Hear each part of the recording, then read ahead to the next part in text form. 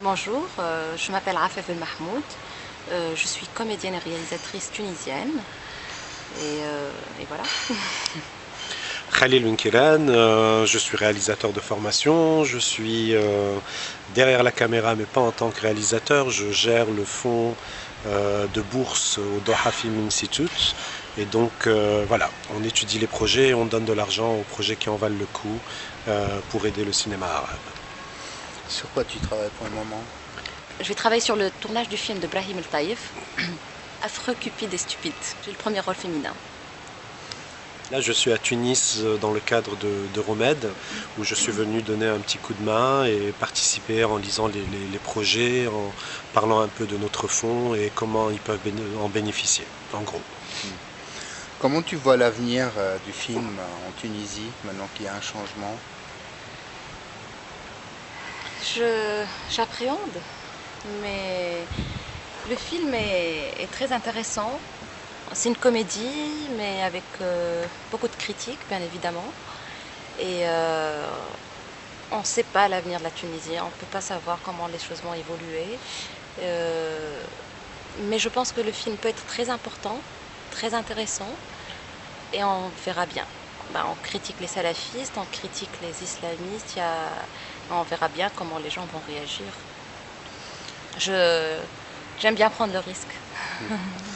Khalil, tu penses que ça va se passer au Maroc, la révolution?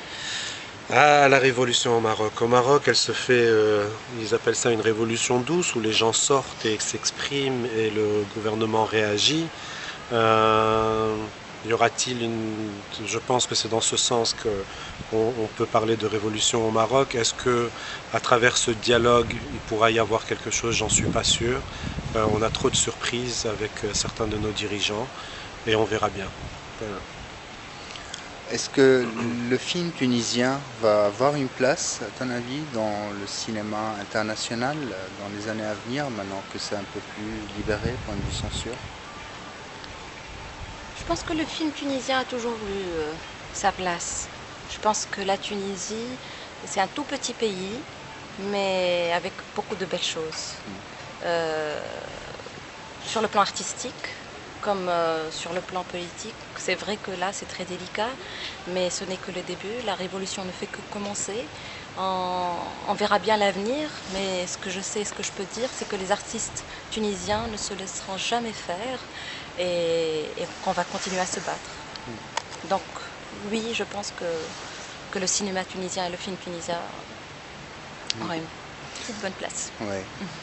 Dis-moi Khalil, en ta qualité d'expert, quelles sont les solutions qu'il faudra appliquer pour qu'on avance un peu plus dans le cinéma arabe, à ce niveau Cinéma, international?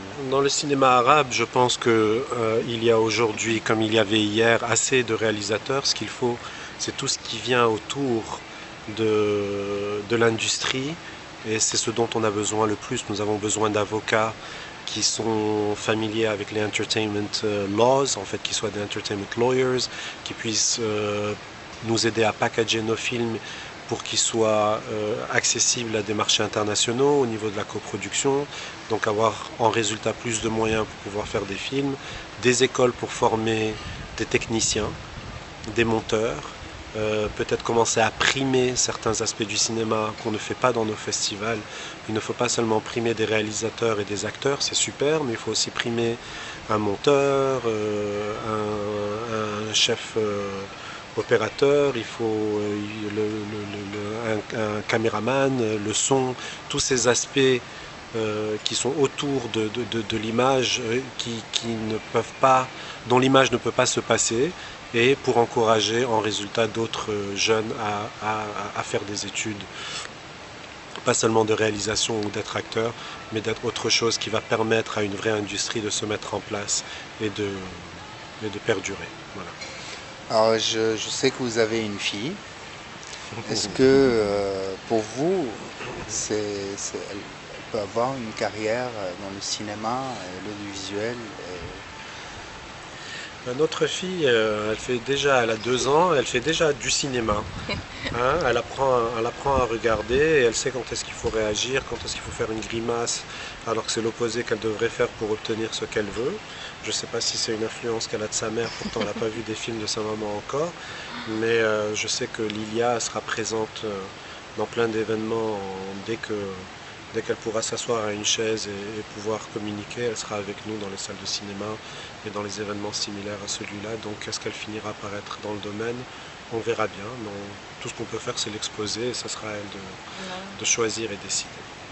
Moi, je pense que c'est une petite comédienne née, puisque elle joue, mais d'une manière incroyable, à 2 ans. Et déjà, même toute petite, elle a une qualité, elle observe. Elle observe et elle te fixe. Lorsqu'elle te parle, elle te regarde bien droit dans les yeux et elle a un regard qui parle. Voilà, moi je pense, comme a bien dit Khalil, elle va être avec nous. Elle a déjà été dans pas mal de festivals déjà. Et elle va choisir si elle veut continuer, si elle veut être artiste, si elle veut faire ce métier ou autre chose.